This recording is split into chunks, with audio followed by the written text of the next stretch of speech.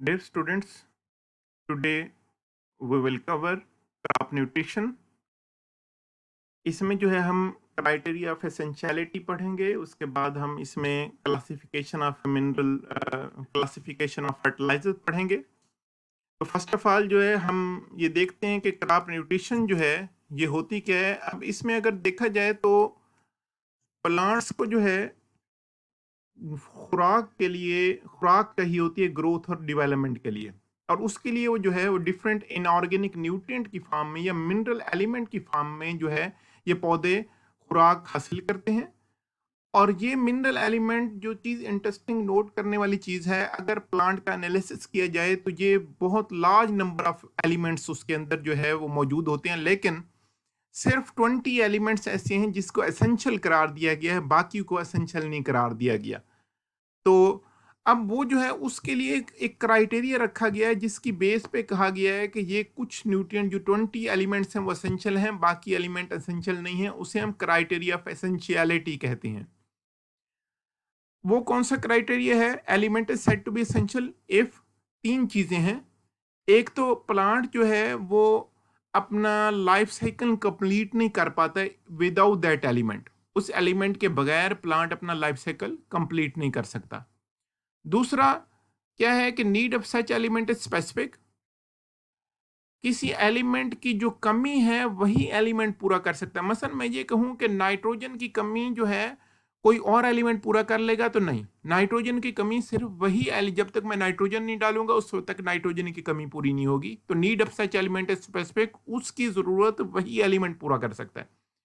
और तीसरा क्या है? Element play active role in plant active metabolic processes.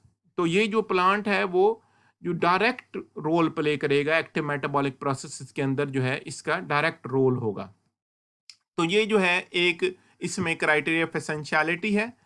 अब इसमें हम देखते हैं कि ये जो है जो मिनरल एसेंशियल एलिमेंट जो है वो पौधे के अंदर जो एसेंशियल एलिमेंट कौन कौन से हैं? These are 20 essential plant nutrient.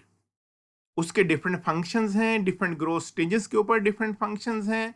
अब उसमें जो है each element is required in different concentration by plant. हर एलिमेंट डिफरेंट कंसंट्रेशन में पौधे को चाहिए। कुछ एलिमेंट वो होते हैं जो ज्यादा क्वांटिटी में चाहिए, कुछ कम क्वांटिटी में चाहिए।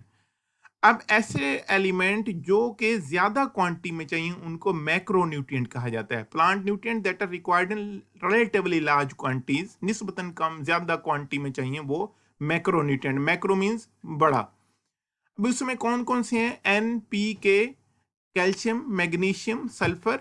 ये जो 6 एलिमेंट हैं ये जो हैं ये मैक्रोन्यूट्रिएंट हैं। अब इसमें से भी अगर देखा जाए तो एनपीके जो है वो रिलेटिवली लार्ज क्वांटिटी में चाहिए, लार्ज अमाउंट में चाहिए। इसको हम प्राइमरी मैक्रोन्यूट्रिएंट कहते हैं। जबकि मुकाबले में कैल्शियम, मैग्नीशियम, सल्फर जो है कंपैरेटिवली एनपीके की निस्बत कम क्वांटिटी में चाहिए। इसको हम जो है these are called secondary macronutrient.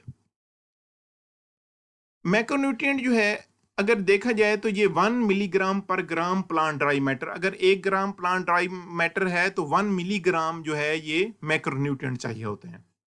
अगर इसके मुकाबले में हम माइक्रोन्यूट्रिएंट को देखें, माइक्रो मीन छोटा, plant nutrient which are required in very small quantity, जो बहुत कम क्वांटिटी में चाहिए होती हैं, वो माइक्रोन्यूट्रिएंट उन्हें कहते हैं। Iron, zinc, manganese, copper, boron, molybdenum, chloride, cobalt, silicon, sodium, vanadium, ये सारे माइक्रोन्यूट्रिएंट हैं। अब माइक्रोन्यूट्रिएंट को कितनी क्वांटिटी में चाहिए? These are required in concentration equal to और less than 0.1 milligram per gram of plant dry matter.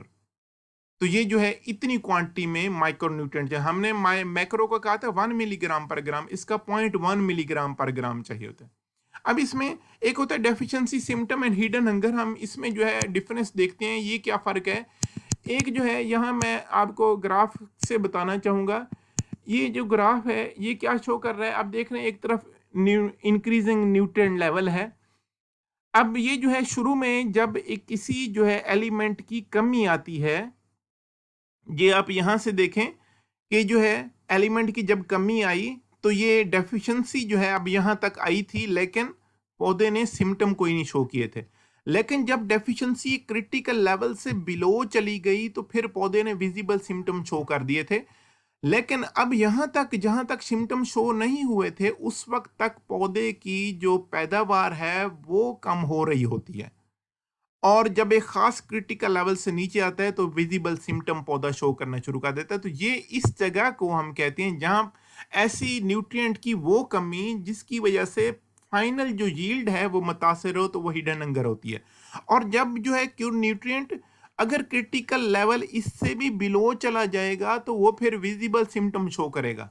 अब जाहिर है कि किसी भी न्यूट्रिएंट की कमी होगी तो कुछ जो है सिम्टम्स शो होते हैं। डेफिशिएंसी सिम्टम क्या होते हैं? Visible science that occur when the plant experiences shortage. जब प्लांट कोई शॉर्टेज शो करेगा तो वो विजिबल सिम्टम शो करेगा, और इनको हम डेफिशिएंसी सिम्टम कहते हैं। और ये जो है जैसे आयरन है, क्लोरोसिस शो होती है।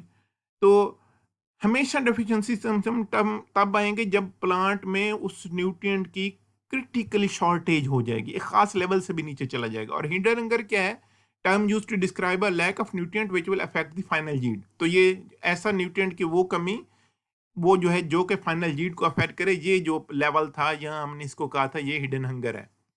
तो बहुत इंपॉर्टेंट होता है कि आप supply of micro nutrient even macro nutrient दूसरों को जो है आप मॉनिटर करें, तो ताकि जो है आप हिडन हंगर को, जब विजिबल सिम्टम नहीं शो हुए थे लेकिन पौधे की पैदावार अफेक्ट हो रही थी, आप उसको जो है इंसिडेंस को खत्म कर सकें।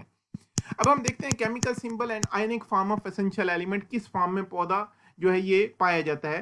तो ये कार्बन, इसकी आप सिंबल देखेंगे, ये CO2, ये जो है पौधा CO2 से ले लेता है, कार्बन डाइऑक्साइड से, एयर से ले लेता है, हाइड्रोजन वाटर से ले ली जाती है, ऑक्सीजन जो है एयर से और वाटर से ले ली जाती है, nitrogen ammoniacal form, nitrate form और एमाइड फॉर्म में पौधा अपटेक कर लेता है। इसी तरह फास्फोरस है प्राइमरी आर्थोफॉस्फेट और सेकेंडरी आर्थोफॉस्फेट की फॉर्म में, पोटाशियम आयनिक फॉर्म में, कैल्शियम जो है आयनिक फॉर्म में, मैग्नीशियम आयनिक फॉर्म में, सल्फर इसी तरह जो है ऑक्साइड फॉर्म में, सल्फेट और सल्फाइड की फॉर्म में, इसी तरह आयरन जो है फेरस और फेरिक की फॉर्म में पौधा अपटेक कर लेता है।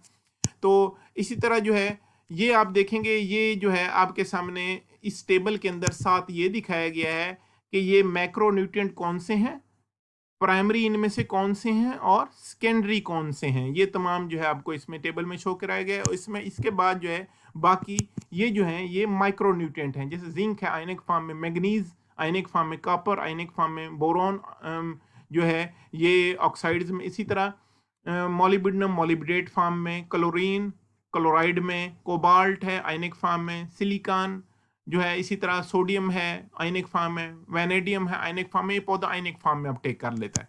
अब हम देखते हैं कि फर्टिलाइजर क्या होते हैं।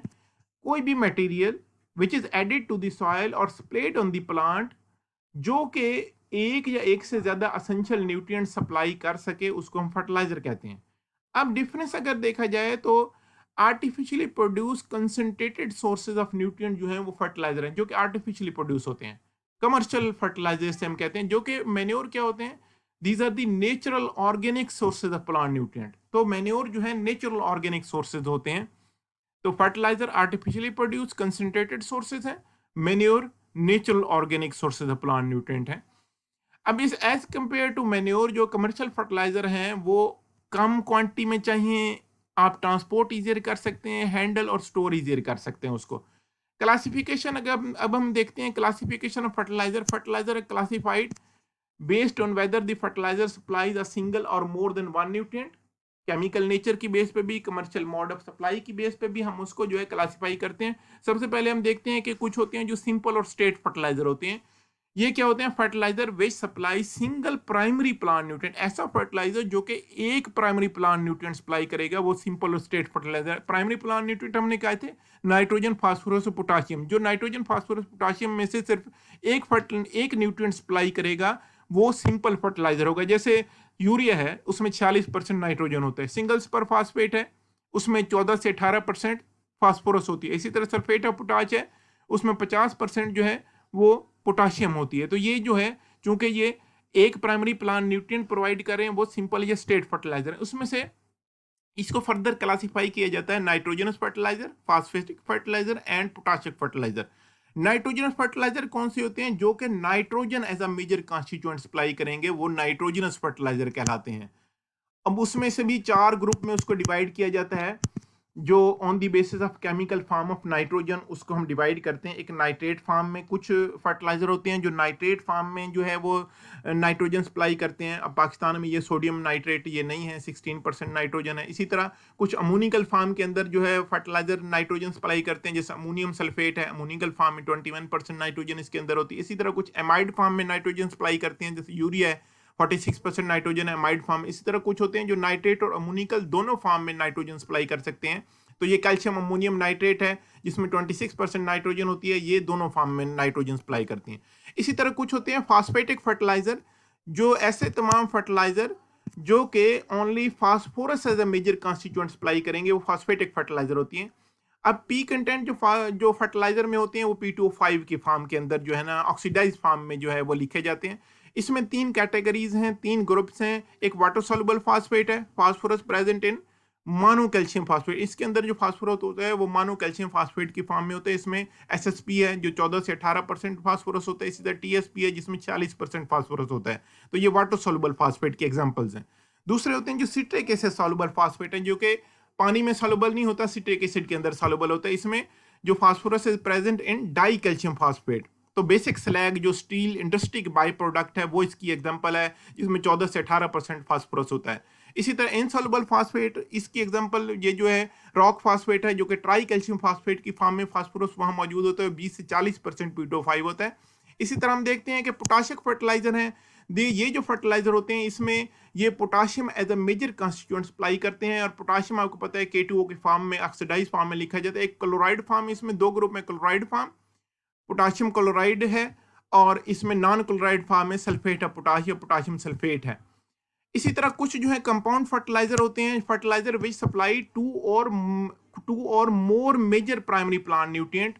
तो ये ऐसे कंपाउंड फर्टिलाइजर, मसलन डीएपी है, डीएपी में जो है ये 18% नाइट्रोजन होती है, 40% फास्फोरस, दोनों न्यूट्रिएंट सप्लाई करें तो ये डीएपी कंपाउंड फर्टिलाइजर है।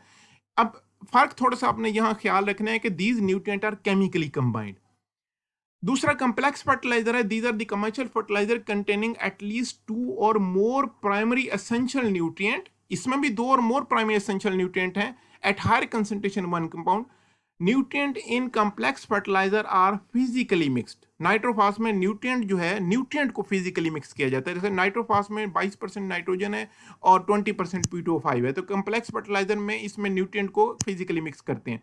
मिक्स फर्टिलाइजर कौन से होते हैं? These are the physical mixture of 2 or more state fertilizer। 2 और 2 से ज्यादा फर्टिलाइजर को मिक्स कर दिया जाता है, फिजिकली मिक्स कर दिया जाता है। ये स्पेशल क्रॉप के लिए बनाए जाते हैं, जैसे बाद इसमें से जो है मिक्सिंग मैकेनिकली इसमें की जाती है। तो इसके लिए बहुत ज़्यादा केयर करनी होती है कि ये आपको एडिक्वेट नॉलेज पता हो, केमिस्ट्री ऑफ इंग्रेडिएंट पता हो, अदरवाइज केकिंग हो सकती है। अब जो है open chain formula fertilizer mixture होते हैं ये, जिसमें परसेंटेज ऑफ अवेलेबल न्यूट्रिएंट उसके ऊपर मेंशन होती है बैग के ऊपर। या close chain formula fertilizer mixture होते हैं जिसमें जो परसेंटेज ऑफ न्यूट्रिएंट है वो इंडिकेट नहीं की जाती। अदर क्लासिफिकेशन ऑफ फर्टिलाइजर अगर हम देखें तो कुछ बैलेंस्ड फर्टिलाइजर होते हैं या कंप्लीट फर्टिलाइजर हैं, जिसके अंदर तमाम 3 मेजर जो प्राइमरी न्यूट्रिएंट हैं वो तीनों पाए जाएं, उसको कंप्लीट फर्टिलाइजर कहते हैं। जैसे एनपीके के अंदर तीनों चीजें हैं। इनकम्प्लीट फर्टिलाइजर या अनबैलेंस्ड वो होता है फर्टिलाइजर विद मिसिंग 1 और 2 of the major primary nutrient. जैसे नाइट्रोफॉस है, अब इसमें जो है 22% नाइट्रोजन है, 20% फास्फोरस है, लेकिन पोटाशियम मिसिंग है। तो इसमें कोई एक या एक से ज्यादा प्राइमरी न्यूट्रिएंट अगर मिसिंग होंगे तो वो इनकम्प्लीट फर्टिलाइजर कहलाती है। तो ये जो है हमारा आज का टॉपिक था, जिसके अंदर हमने जो है फर्टिलाइजर के बारे में, उसके क्लासिफिकेशन के बारे में हमने पढ़ा। हमने डिफरेंट फॉर्म में न्यूट्रिएंट जो पौधा अपटेक कर सकता है हमने वो पढ़ा। हमने क्राइटेरिया ऑफ एसेंशियलिटी पढ़ा। तो जो है ये जो हमारा आज का टॉपिक था। Thank you so much.